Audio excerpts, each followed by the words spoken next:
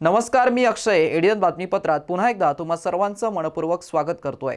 आज दिवसभरात घडलेल्या संपूर्ण घटनांचा आढावा आपल्याला घ्यायचाच आहे, परंतु त्या अगोदर नजर टाकूया आज दिवसभरात घडलेल्या काही महत्त्वाच्या आणि ठळक घडामोडींवरती. विभागीय क्रीडा संकुल 21 कोटींच्या घोटाळा प्रकरणी गुन्हे शाखेकडून दोघांना अटक, तिसरा फरार. मास्टरमाइंड अद्याप पडद्याआड, घोटाळ्याचा अधिक तपास सुरू. तर राज्याच्या काही भागामध्ये पुन्हा एकदा थंडीचा जोर कमी होऊ लागलाय. किमान तापमानात वाढ झाल्याने थंडीची लाट ओसरली आहे. आता बघूया सविस्तर बातम्या. यंदाच्या 31 डिसेंबरची पार्टी महागणार आहे. असं असलं तरी महागाईची ऐशी तैशी करत मद्यप्रेमींकडून नववर्ष साजरा करण्याची जोरदार तयारी सुरू झाल्याचं चित्र सर्वत्र पाहायला मिळतंय. विधानसभेत महाराष्ट्र मूल्यावर्धित कर सुधारणा विधेयक मंजूर झालंय. त्यामुळे मद्य व क्लबमधील पार्ट्या आणि काही वस्तूंवरील व्हॅट वाढलाय. त्यामुळे यंदाच्या 31 डिसेंबरची पार्टी महागणार आहे. असं असलं तरी महागाईची ऐशी तैशी करत मद्यप्रेमींकडून नववर्ष साजरा करण्याची जोरदार तयारी सुरू असल्याचं चित्र सर्वत्र दिसून येतंय. डिसेंबर महिन्याच्या अखेरीस नववर्षाचं स्वागत करण्याचा उत्साह प्रत्येक ठिकाणी शिगेला पोहोचतो. तसाच उत्साह यंदा देखील दिसून आलाय. नववर्षाच्या स्वागतासाठी हॉटेल्स आतापासूनच सज्ज होऊ लागल्यात. ऐनवेळी गैरसोय टाळण्यासाठी अनेक हॉटेलांनी आतापासूनच टेबल बुकिंग सुरू केलंय. शहरातील सर्वच बार, हॉटेल व धाब्यांवरती 31ची जोरदार पूर्वतयारी सुरू करण्यात आली आहे. यंदा नववर्षावरती महागाईचं सावट आहे. मागील वर्षाच्या तुलनेत देशी आणि विदेशी मद्याच्या विक्रीमध्ये वाढ होण्याची शक्यता आहे. तर चिकन व मटनच्या दरात देखील वाढ करण्यात आली आहे. असं असलं तरी शेवटच्या आठवड्यात मद्य विक्रीत मोठी वाढ होण्याची शक्यता वर्तवण्यात आली आहे. त्यात 31च्या एका रात्री तब्बल 20 ते 40 लाख लिटर बिअरची विक्री होण्याचा अंदाज वर्तवण्यात येतोय. यंदा मद्य विक्रीत वाढ होईल अशी माहिती मद्य विक्रेता यांनी दिली आहे. मद्याच्या किमतीत वाढ झाल्याने मद्याचे पेले रिचवताना यंदा खिसा चांगलाच खाली होणार आहे. त्यामुळे हॉटेलमध्ये जाण्याऐवजी पार्सल घेऊन जाणाऱ्यांची संख्या जास्त असल्याचं दिसतंय. मासे व मटणाचे दर आधीच भरमसाठ वाढल्याने खास नववर्षासाठी किमती वाढवल्या नसल्याचं सांगण्यात आलंय. तसेच गेल्या काही वर्षात गावरान पद्धतीचं जेवण देणाऱ्या खानावळी व धाब्यांची चलती आहे. विभागीय क्रीडा संकुलाच्या बँक खात्यातील 21 कोटी 59 लाख रुपये कंत्राटी कर्मचाऱ्यांनी हडपल्याचा धक्कादायक प्रकार उघडकीस आल्यानंतर आर्थिक गुन्हे शाखेने दोघांना अटक केली असून तिसरा आरोपी अद्याप फरार आहे. घोटाळ्याचा अधिक तपास सुरू असून त्यातील मास्टरमाइंड अद्याप समोर आलेला नाहीये. परवा 21 तारखेला संध्याकाळी जवाहरनगर पोलीस स्टेशनला CR नंबर 427/24 प्रमाणे गुन्हा दाखल झालेला आहे. त्याच्यामध्ये BNS कलम 316(2), 316(5), 318(4), 336(2), 336(3), 338, 340(2), 61(2) आणि 35 प्रमाणे हा गुन्हा दाखल झालेला आहे. त्याच्यामध्ये फिर्यादी जे आहेत क्रीडा अधिकारी ते तेजस दीपक कुलकर्णी आहेत. त्यांच्या फिर्यादीवरून गुन्हा दाखल झालेला आहे. FIRमध्ये 3 आरोपी आहेत. आरोपितांनी हे जे उपसंचालक क्रीडा विभाग यांचे नावाचं आणि स्वाक्षरीचं खोटं बनावट ईमेल तयार केला आणि ते पत्र बँकेला देऊन स्वतःच्या मोबाईल नंबरवरती नेट बँकिंग ॲक्टिवेट करण्याबाबत पत्र दिलं आणि त्या रक्कम त्यांनी त्या स्वतःच्या प्रायव्हेट अकाउंटला त्या नेट बँकिंगद्वारे वर्ग केली आणि त्याच्यावरून ते इतर काही अकाउंटवरती ती रक्कम वर्ग झालेली आहे. ह्याच्यामध्ये 3 आरोपी आहेत. 3 आरोपीपैकी 2 आरोपी अटक करण्यात आलेले आहेत. 1 आरोपी अटक झालेला नाही. तर आमची टीम याच्यामध्ये तपास EOWची टीम तपास करत आहे. ज्या अकाउंटवरती रक्कम वर्ग करण्यात आली होती ते अकाउंट तपासामध्ये सीज करण्यात आलेले आहेत आणि तपास पुढे सुरू आहे. मागासवर्गीय समाजाचे मूलभूत न्यायिक प्रश्न सोडवण्याबाबत आज आंबेडकरवादी संघर्ष समितीच्या वतीने जिल्हा अधिकारी कार्यालयासमोर निदर्शनं आंदोलन करत त्यांच्या मागण्यांचं निवेदन जिल्हा अधिकारी यांना सादर करत श्रावण गायकवाड यांनी माध्यमांशी बोलताना अधिक माहिती दिली आहे. या देशाचे केंद्रीय गृहमंत्री अमित शाह यांनी डॉक्टर बाबासाहेब आंबेडकरांबद्दल जे काही अवमानकारक शब्द लोकसभेमध्ये बोललेले आहेत त्याचा आंबेडकरवादी संघर्ष समितीच्या वतीने जाहीर निषेध करण्यात येऊन आज आम्ही राष्ट्रपतीला एक निवेदन देणार आहे की त्यांची केंद्रीय मंत्रिमंडळातून अकलपट्टी करण्यात यावी। त्याचप्रमाणे परभणी घटनेतील जे काही मयत सोमनाथ सूर्यवंशी याच्या कुटुंबाचं पुनर्वसन करण्यात यावं। त्याचप्रमाणे त्याच्या कुटुंबातील सदस्याला शासकीय सेवेमध्ये सामावून घेण्यात यावं। त्याच्या कुटुंबाला 1 कोटीचं अर्थसहाय्य राज्य शासनानं दिलं पाहिजे आणि ज्यामध्ये अशोक गोरबांड हा PI आणि त्याचबरोबर त्याच्या सहकाऱ्यांनी त्याला अमानुष मारहाण करून त्याचा खून केला आहे, त्याच्या विरुद्ध खुनाचा गुन्हा दाखल केला पाहिजे। त्याचप्रमाणे आंबेडकरी समाजाला अनुसूचित जाती समूहाला टार्गेट करून कोबिन परीक्षेच्या नावाखाली जातीय द्वेषातून अमानुष मारहाण केली आहे, तर त्या पोलीस अधिकाऱ्याविरुद्ध अॅट्रॉसिटीचा गुन्हा दाखल करण्यात आला पाहिजे। त्याचप्रमाणे हर्सुल परिसरातील मूल निवासी नगर आणि सुभेदार रामजी नगर इथे जवळपास 40 वर्षापासून मागासवर्गीय लोक त्या ठिकाणी राहत आहेत। महानगरपालिकेने त्या ठिकाणी पंतप्रधान आवास योजनेअंतर्गत प्रकल्पाचं नियोजन केलेलं आहे, परंतु ही गोरगरीब लोक तिथं पत्र्याचे शेड लावून त्या ठिकाणी 40 वर्षापासून राहत आहे। त्यांना बेघर करण्याचं काम इथलं मनपा प्रशासन करत आहे। त्यांना 40 वर्षापासून तिथं राहत असताना ज्या काही नागरी सुविधा आहे, पाणी, रस्ते, ड्रेनेज, त्याचप्रमाणे अशा विविध सुविधा त्या ठिकाणी त्यांनी दिलेल्या नाही आहे। आमची मागणी ही आहे की बाबा त्या ठिकाणचा जो काही पंतप्रधान आवास योजनेअंतर्गतचा जो काही प्रकल्प आहे तो रद्द करून त्या ठिकाणच्या रहिवाशांच्या मालमत्ता कर लावण्यात यावा, अशा त्यांना त्या ठिकाणून बेघर करण्यात येऊ नये अशी मागणी आहे। आमच्या ज्या जुन्या मागण्या आहे त्या जुन्या मागण्या गायरान जमिनी कास्तकाराच्या नावावर करण्यात आल्या पाहिजे, त्या निवासी आणि अति शेतीसाठीच्या। त्याचप्रमाणे अॅट्रॉसिटीच्या कायद्याची कडक अंमलबजावणी केली पाहिजे। बँक कर्ज प्रकरणात 3 महिन्याच्या आत मागासवर्गीयाचे कर्ज प्रकरण निकाली काढण्यात आले पाहिजे। त्या झोपडपट्टीवासियांना PR कार्ड देण्यात आलं पाहिजे। अशा पद्धतीच्या आमच्या विविध मागण्या ज्या आहे की त्या सातत्यानं आम्ही गेली 3 वर्षापासून आंदोलन करतोय आणि इथलं हे जातीयवादी प्रशासन त्या मागण्याकडे दुर्लक्ष करत आहेत, म्हणून त्यांना जागे करण्यासाठी आज या ठिकाणी प्रचंड प्रमाणात आंबेडकरवादी संघर्ष समितीच्या वतीने आंदोलन निदर्शने करण्यात आले आहे। हर्सुल जेल समोरील मैदानावरती 2 डिसेंबर रोजी दिनेश उर्फ बबलू परमानंद मोरे याची हत्या करण्यात आली होती। त्याच्या आरोपींवरती अॅट्रॉसिटी गुन्हा दाखल करून फास्ट ट्रॅक कोर्टात चालवणं यासह इतर मागण्यांसाठी बबलूच्या घरच्यांनी जिल्हाधिकारी कार्यालयासमोर अन्नत्याग आंदोलन आजपासून सुरू केलंय। माझ्या मुलाचा जसा हल्ला केला तसा माझा मुलगा मला पाहिजे। एखादा कलेक्टरचा मुलगा मेला असता त्याने काय केलं असतं त्याच्यासाठी, एखादा फौजदारच मुलगा मेला असता त्याने काय केलं असतं त्याच्यासाठी, एखादा कलेक्टरचा गेला असता मुलगा, एखाद्याची मुलगी मेली असती, जेलचा कधी मुलगा गेला असता, कलेक्टरचा ऑफिसाचा कधी मुलगा गेला असता, त्यानं काय केलं असतं। जसं माझा मुलगा मेला तसा माझा मुलगा मला पाहिजे। माझ्या मुलाला जसं मारून टाकलं तसं त्यांना मारून टाकावं, त्यांना तसे तुकडे तुकडे करावं, त्यांना फाशीची सजा द्यावं। जसं माझा मुलगा गेला तसं त्यांना गेलं पाहिजे।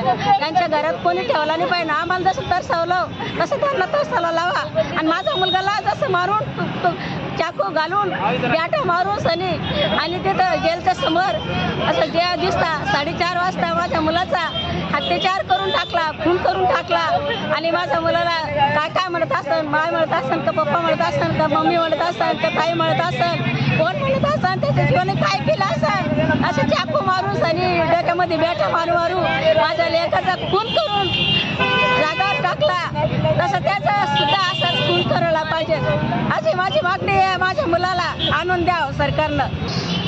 आमच्या मागण्या अशा आहेत की भाऊचं जसं हत्या केली त्यांना रॉड मारले, चाकू मारले, बॅटीनं त्याच्या मानेवर मारलं आणि मारल्याच्या नंतर सुद्धा ते तिथं चाकू, रॉड आणि हत्यारे घेऊन उभे राहिलेत। एवढं ते गुंडे आहेत, एवढे ते मवाली आहेत, म्हणून त्यांना सुद्धा शिक्षा फाशीचीच व्हायला पाहिजे। ते माणसाला मारल्याच्या नंतर सुद्धा जागेवर उभे राहतात, चाकू, रॉड ते घेऊन कोणाला घाबरत नाही। मग पोलीस कर्मचारी हे लिडरशिप लोक काय करतायत, ते काय पाहतायत, त्यांना दिसत नाही का? फुटेज आहे, माझ्या भावाला मारलं त्याचे व्हिडिओ आहेत, मग ते का त्याला धरत नाही, त्याला फाशी शिक्षा का देत नाही? आणि ते परत म्हणतात सुद्धा आम्हाला त्यानं मारलं असतं म्हणून आम्ही मारलं। मग माझ्या भावाने यापूर्वी त्यांना त्याच्या गँगचे जे लोक आहेत त्यांना एखाद्याला कोणाला मारलं का, कोणाचा हात पाय कधी कोणाचा तोडला का, अशी कुठे त्याच्यावर काही कारवाई होईल आहे का? ज्यांना मारलं त्यांच्या याच्या पुढे त्यांना कधी मारलं होतं 6 महिन्यापर्यंत, हात तुटेल आहे का, पाय तुटेल आहे का, एखादं काही जखम तरी त्या शरीरावर दाखवा त्यानं मला. आता जर शरीरावरची जखम नाहीये, तो म्हणतो मी त्याला मारलं, तर आम्हाला पण त्याला द्या, आम्ही त्याला मारतो आणि मी ज्याला जोंबस जर कायद्यानं हा नेम असेल. शहरवासियांना एक सुवर्ण संधी. तुम्ही एखादा व्यवसाय करताय का? मग एडियनवरती जाहिरात करा आणि मिळवा व्यवसायात मोठा फायदा. तर वाट कसली पाहताय? आत्ताच खाली दिसत असलेल्या नंबरवरती संपर्क साधा. आपल्याला अजूनही काही बातम्यांचा आढावा घ्यायचा आहे, परंतु इथे वेळ झाली आहे एका छोट्याशा ब्रेकची. कुठेही जाऊ नका, पाहत रहा एडियन न्यूज.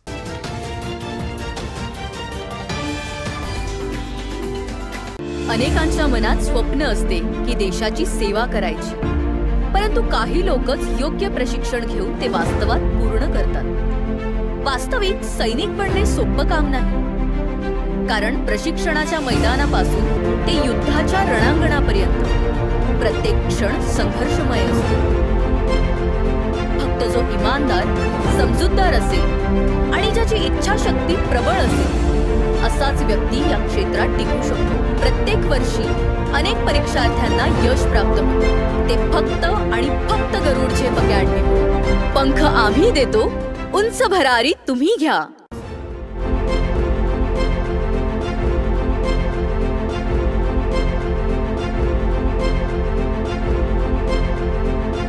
बॉस बिगेस्ट ओला सीजन सेल. खरीदिए ओला S Puri range per.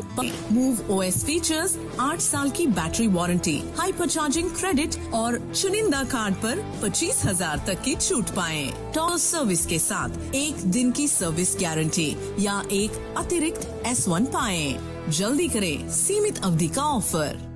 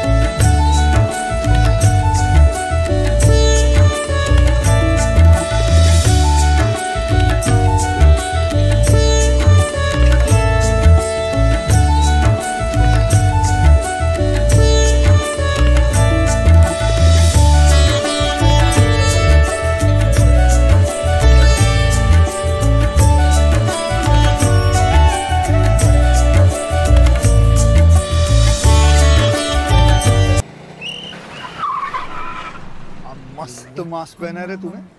Thank you sir. वो जान बचाने के लिए पहनना पड़ता है ना सर. रेडीमेड है या टेलर मेड है? ऑनलाइन ऑर्डर किया है सर. एक और है क्या? है ना सर. देना. बहुत मस्त लगे आपको. ये ना सर. सर ना भाई, जान बचाने के लिए बाइक चलाते वक्त सिर्फ खोपड़े पे मास्क पहनेगा तो खोपड़े को कौन बचाएगा? समझ गया सर. हेलमेट ऑनलाइन ऑर्डर कर, वरना हमेशा के लिए ऑफलाइन हो सकता है. Okay sir. ये ले. चल हम ये भी ऑनलाइन भर दे. हेलमेट पहने, ट्रैफिक नियमों का पालन करे, जिंदगी के सफर को सुरक्षित रखे.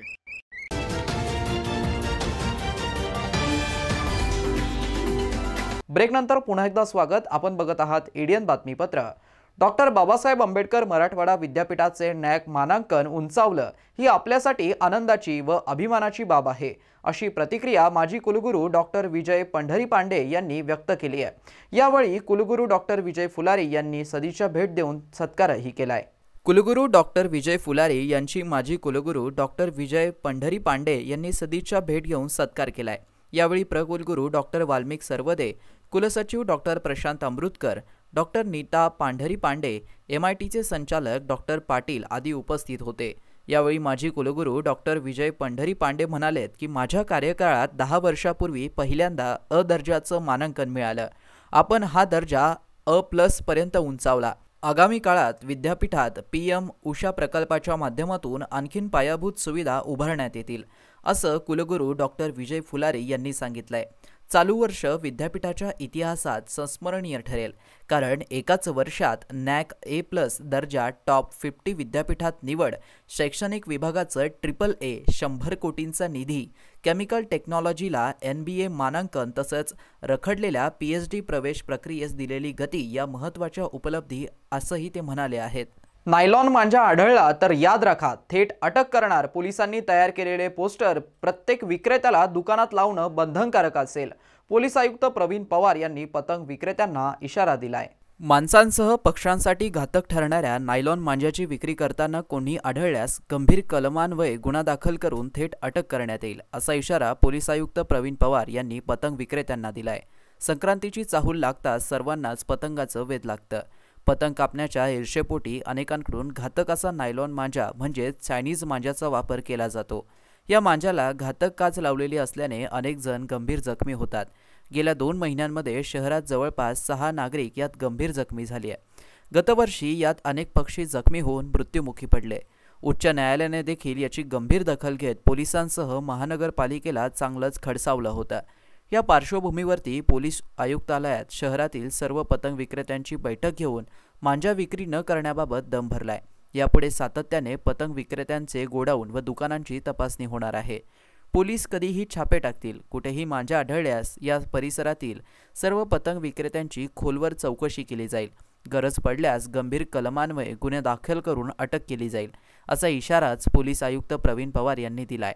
मांजा विक्री व वापराच्या विरोधात पोलिसांनी तयार केलेले पोस्टर प्रत्येक विक्रेत्याला दुकानात लावणं यापुढे बंधनकारक असेल. तसेच कुठेही मांजा विक्री व वापर आढळल्यास सामान्य नागरिकांनी गुन्हे शाखेच्या निरीक्षकांच्या संपर्क क्रमांकावरती 9226514014 माहिती देण्याचं आवाहन करण्यात आलंय. माहिती देणाऱ्याचं नाव गुप्त ठेवण्यात येईल, असंही पवार यांनी स्पष्ट केलंय. यावेळी पोलीस उपायुक्त प्रशांत स्वामी, गुन्हे शाखा निरीक्षक संदीप गुरमे, विशेष शाखा निरीक्षक अविनाश आघाव उपस्थित होते.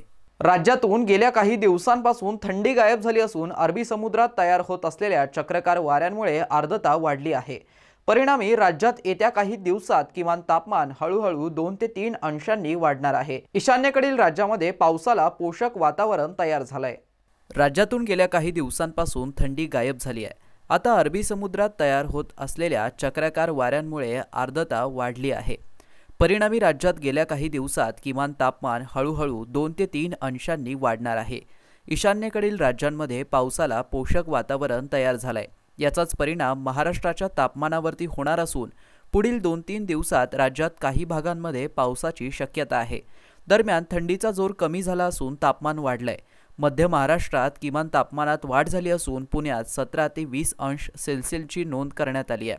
नाशिकमध्ये 14.6, कोल्हापूरमध्ये 17.7 अशी नोंद झाली आहे. नगरमध्ये 18 अंश सेल्सिअस तापमान, सोलापुरामध्ये 22 अंश एवढं तापमान होतं. मराठवाड्यात बीड आणि लातूरमध्ये 20 अंश सेल्सिअसची नोंद झाली आहे. छत्रपती संभाजीनगरमध्ये 18.7 अंश सेल्सिअस तापमान नोंदवलं गेलं आहे. हिंगोलीत गारठ वाढलेली आहे. तिथे 16.5 अंश सेल्सिअस तापमान होतं. हवामान विभागानं दिलेल्या अंदाजानुसार उत्तरेकडील राज्यामध्ये म्हणजे जम्मू काश्मीर, हिमाचल प्रदेश, पंजाब, राजस्थानमध्ये थंडीची लाट कायम आहे. कोरड्या वाऱ्यांचा झोत महाराष्ट्राकडे असल्याने राज्यात गारठा जाणवत असून पहाटे दाट धुकं आणि कडाक्याची थंडी आहे. तर दुसरीकडे बंगालच्या उपसागरात चक्राकार वाऱ्यांची तीव्रता वाढल्याने येत्या 2-3 दिवसात पावसाला पोषक स्थिती निर्माण झाली आहे. पूर्व व पश्चिम विदर्भात हलक्या ते मध्यम सरींच्या पावसाचा अंदाज प्रादेशिक हवामान केंद्राने दिलाय. मध्य महाराष्ट्र, कोकण, मराठवाड्यात येत्या 4 ते 5 दिवसात किमान तापमान चढचं असेल. येत्या 24 तासांमध्ये किमान तापमानामध्ये हळूहळू 2-4 अंशांनी वाढ होण्याची शक्यता वर्तवण्यात आली आहे. पुढील 5 दिवस बहुतांश राज्यात थंडीचा जोर कमी होणार असं सांगण्यात आलंय. राज्यातून गेल्या काही दिवसांपासून थंडी गायब झाली असून अरबी समुद्रात तयार होत असलेल्या चक्राकार वाऱ्यांमुळे आर्द्रता वाढली आहे. परिणामी राज्यात येत्या काही दिवसात किमान तापमान हळूहळू 2 ते 3 अंशांनी वाढणार आहे. ईशान्येकडील राज्यांमध्ये पावसाला पोषक वातावरण तयार झालंय. छत्रपती संभाजीनगर येथे माजी मंत्री अब्दुल सत्तार यांचा सर्वपक्षीय भव्य अभिष्टचिंतन सोहळा होणार असून सदर सोहळ्याला सर्वपक्षीय पदाधिकारी, कार्यकर्ते व नागरिकांनी उपस्थित राहण्याचं आवाहन जिल्हा मित्र मंडळाच्या वतीने करण्यात आलंय. शिवसेना नेते माजी मंत्री अब्दुल सत्तार यांचा सर्वपक्षीय भव्य अभिष्ट चिंतन सोहळा छत्रपती संभाजीनगर येथे येत्या 1 जानेवारी रोजी संपन्न होणार आहे। लोकनेते आमदार अब्दुल सत्तार जिल्हा मित्र मंडळाच्या वतीने या कार्यक्रमाचं आयोजन करण्यात आलंय। या सोहळ्याची रूपरेषा ठरवण्याबाबत शहरातील मराठा लॉन्स येथे छत्रपती संभाजीनगर शहर व जिल्ह्यातील सर्वपक्षीय पदाधिकारी व कार्यकर्त्यांच्या उपस्थितीमध्ये पूर्वतयारी बैठक पार पडली आहे। आयोजित अभिष्ट चिंतन सोहळ्यास शहर व जिल्ह्यातील सर्वपक्षीय पदाधिकारी, कार्यकर्ते व नागरिकांनी उपस्थित राहावं असं आवाहन लोकनेते आमदार अब्दुल सत्तार जिल्हा मित्र मंडळाच्या वतीने करण्यात आलंय। या बैठकीस जिल्हा बँकेचे चेअरमन अर्जुन पाटील गाडे, वैजापूरचे माजी नगराध्यक्ष बाळूशेठ संचेती, डॉक्टर दिनेश परदेसी, हाजी शेख अकील, माजी सभापती किशोर बलांडे, काँग्रेसचे पदाधिकारी विनोद तांबे, डॉक्टर पवन डोंगरे, बाबासाहेब तायडे, जिल्हा बँकेचे उपाध्यक्ष किरण पाटील डोणगावकर, शिवसेना उभाटा गटाचे जिल्हाध्यक्ष राजेंद्र राठोड, खुलताबादचे माजी नगराध्यक्ष जगन्नाथ खोसरे, युवक काँग्रेसचे जिल्हाध्यक्ष वरुण पाथरीकर, कन्नडचे माजी उपनगराध्यक्ष जावेद शेख, शिवसेना कल्याण तालुका प्रमुख केतन काजे, माजी सभापती अविनाश गलांडे, मनाजी मिसाळ, विजय चव्हाण, महेश उबाळे, युवासेना सचिव निलेश शिंदे, जिल्हा दूध संघाचे गोकुलसिंग राजपूत, श्रीरंग पाटील साळवे, जिल्हा बँकेचे संचालक रामहरी बापू जाधव, जावेद पटेल, डॉक्टर मनोज राठोड, पपिंद्रसिंग वायटी, नगरसेविका फिरदोस रमजानी शेख, कृषी उत्पन्न बाजार सभापती केशवराव तायडे, उपसभापती दारासिंग चव्हाण, देविदास लोखंडे, प्रभाकर पारधे, नरेंद्र बापू पाटील आदी उपस्थित होते। छत्रपती संभाजीनगर येथे माजी मंत्री आमदार अब्दुल सत्तार यांचा सर्वपक्षीय भव्य अभिष्ट चिंतन सोहळा होणार असून सदर सोहळ्याला सर्वपक्षीय पदाधिकारी, कार्यकर्ते व नागरिकांनी उपस्थित राहण्याचं आवाहन जिल्हा मित्र मंडळाच्या वतीने करण्यात आलं आहे। आता पहिली हे निर्णय 100% झाला का वाढदिवस सिल्लोड न करता जिल्ह्याच्या ठिकाणी म्हणजे मुख्य इथे संभाजीनगर इथे करण्यात येईल व आता सगळे आम्ही प्रमुख मंडळी, सर्वच पक्षाची मंडळी याच्या ते बसून त्याच्यावर निर्णय करतील का जागा ठरवतील, काय करायचं, कोणाला बोलवायचं, काय करायचं आम्हाला हे सगळं आम्ही जसं आमचं ठरलं आपल्याला 100% माहिती देऊ।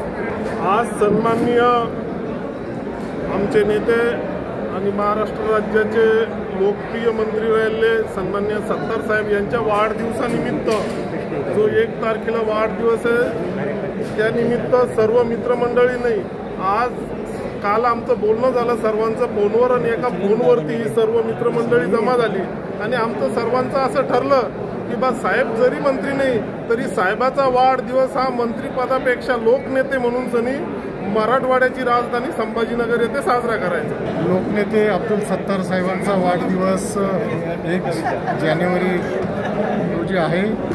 दरवर्षी तो सिल्लोड येथे मोठ्या प्रमाणावर सामाजिक उपक्रम घेऊन साजरा करण्यात येतो, परंतु आमच्या सर्व मित्रपरिवाराची इच्छा आहे की हा वाढदिवस 1 जानेवारीला संभाजीनगर येथे व्हावा अशा सर्व भावना या ठिकाणी व्यक्त केल्या आणि भूतो न भविष्यतो असा वाढदिवस व्हावा अशी सर्वांची इच्छा आहे, अपेक्षा आहे आणि निश्चित हा कार्यक्रम एक चांगला कार्यक्रम आणि एक नवी दिशा देणारा एक नवीन संकल्प नवीन वर्षात साहेब करतील अशी सर्वांची अपेक्षा आहे। त्यामुळे हा कार्यक्रम यशस्वी करण्यासाठी आम्ही सर्वजण काम करू। शेवटी पुन्हा एकदा नजर टाकूया आज दिवसभरात घडलेल्या काही महत्त्वाच्या आणि ठळक घडामोडींवरती। विभागीय क्रीडा संकुल 21 कोटींच्या घोटाळा प्रकरणी गुन्हे शाखेकडून 2 जणांना अटक, 3रा फरार, मास्टरमाइंड अद्याप पडद्याआड, घोटाळ्याचा अधिक तपास सुरू। तर राज्याच्या काही भागामध्ये पुन्हा एकदा थंडीचा जोर कमी होऊ लागलाय। किमान तापमानात वाढ झाल्याने थंडीची लाट ओसरली आहे। आणि याबरोबरच हे बातमीपत्र इथेच संपलं। पुन्हा भेटूया पुढील बातमीपत्रात। तोपर्यंत पाहत रहा आपल्या हक्काचं बातमीपत्र एडीएन न्यूज।